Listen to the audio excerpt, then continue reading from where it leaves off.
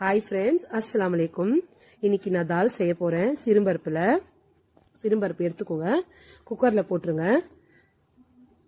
குக்கர்ல போட்டதுக்கு அப்புறம் நல்லா மீடியம் சைஸ் 2 வெங்காயம் உரிச்சு வச்சு கட் பண்ணி அதுவும் போட்டுருங்க.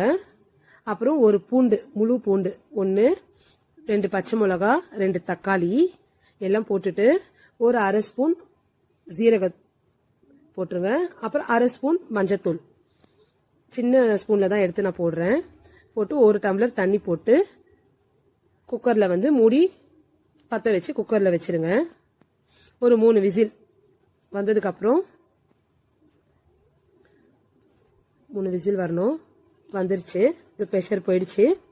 ஓபன் பண்ணி பாருங்க, நல்லா வெந்திருக்கும் பாருங்க. இந்த மாதிரி உப்பு சேர்த்து நல்லா மிக்ஸ் பண்ணி விட்டுட்டு தாளிச்சிருங்க. எண்ணெய் ஒரு 2 ஸ்பூன் எண்ணெய் போடுங்க. தாளிப்புக்காக 2 ஸ்பூன் எண்ணெய் போட்டால் போதும். ஏன்னா நெய் கொஞ்சம் போடுவோம், நாங்கள் லாஸ்ட்ல நெய் கொஞ்சம் போடணும், அதனால 2 ஸ்பூன் போடுறோம். நாங்கள் முன்னாடியே அதில் அரை ஸ்பூன் சீரகம் போட்டிருக்கேன். இதில் லைட்டாக கொஞ்சம் சீரகம் போடுங்க.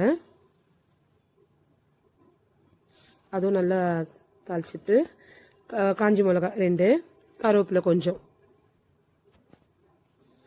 எல்லாம் போட்டுட்டு வெங்காயம், சின்ன வெங்காயம் நல்லா உரிச்சு ஒரு 10 பல்லு சின்ன வெங்காயம் போட்டுருங்க. நல்லா இருக்கும் சின்ன வெங்காயத்தில் தாளிச்சா. சின்ன வெங்காயம் போட்டு நல்லா தாளிச்சிட்டு பெருங்காயத்தூள் கண்டிப்பாக போடுங்க. ஏன்னா தால் செய்யும்போது எப்போ எந்த பருப்பாக இருந்தாலும் பெருங்காயம் சேர்த்துக்கோங்க, நல்லது. போட்டதுக்கப்புறம் இந்த தால் நம்ம கடைஞ்சி வச்சிருக்கோம் இல்லையா, அதெல்லாம் போட்டு மிக்ஸ் பண்ணிடுங்க. போட்டு ஒரு ஸ்பூன் நெய் லைட்டாக போட்டுருங்க. நெய் இல்லைன்னா பிரச்சனை இல்லை.